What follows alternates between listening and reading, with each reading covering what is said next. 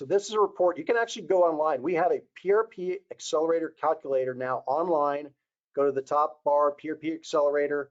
You can go in there and you can enter this and it'll kick out a report and it'll show you the cash flows.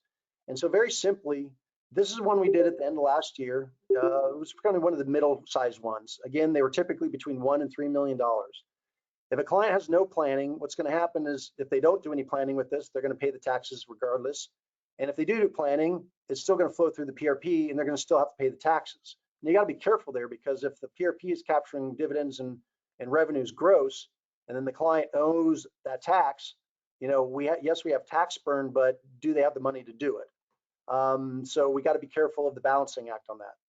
But now let's look at, well, let's say the client has $2 million out of the $4 million of taxable earnings that we've justified as needs to be a risk reserve, and their top marginal tax rate is at 53%.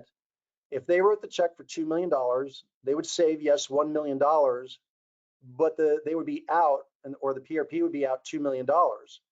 So we're not really solving the cash flow problem. We're only solving a tax problem on an interim basis. So using or leveraging the non-collateral financing that we have, a client would only have to come up with a check for $200,000, and they would be able to borrow that at 2.9% and keep all the money working back into their business.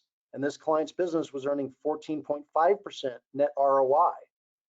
And if I take these monies and I run them through the calculator, at the end of the day, what I'm doing is the client's reinvesting and keeping cash flow going, but they're doing it at a compounding growth rate, which is represented by this green line, and it's compounding every year against a flat tax that may be due in 5, 10, 15, or 20 years, and we can punt it down the line. And this assumes, by the way, that there's no active planning. When we work with our power partners, like, you know, a lot of you guys know Phil Wilson of Markham, Phil and I are very proactive on timing this. So what we're doing is we've got 5 years to strategize how to wipe out and check against that $530,000 that might come back in.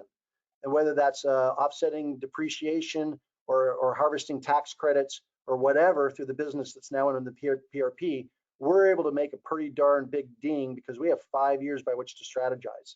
Again, three-dimensional thinking, long-term thinking, and when you embed this model, you're getting a heck of a lot of leverage. You're converting the $1 million that you would have paid to the Internal Revenue Service, and 5 years later making $1.2 million out of it, 2.7, 5.6, and then 10.8. Okay, against a $530,000 debt. That's the power of money and compounding. So this again is an analysis that we do for all of our clients that are interested in the accelerator concept. Okay, let me read you, actually, let me take a half step back, sorry. Let me jump into the most potent aspect that we've just launched on this, which is amongst all the risks that a client has, one of the risks they have is that the assets are now owned in a private retirement plan, and the assets have got a huge future value. It's not the current equity only, it's the equity plus all the future growth, and now even more growth that we facilitated but through the accelerator compounding. So we're creating even more value. So the thing is to remember is that this is all done inside the private retirement plan protected bucket. The question is going to be, what happens if something happens to the bucket and somebody gets sued? Yes, it's exempt, but what if there's a nasty enough creditor that wants to come at and they're willing to burn up their cash to try to get to somebody? And let's say a judge says, well, listen, you guys have a ton of money in this private retirement plan. Matter of fact, you did too good a job, and you have even more monies.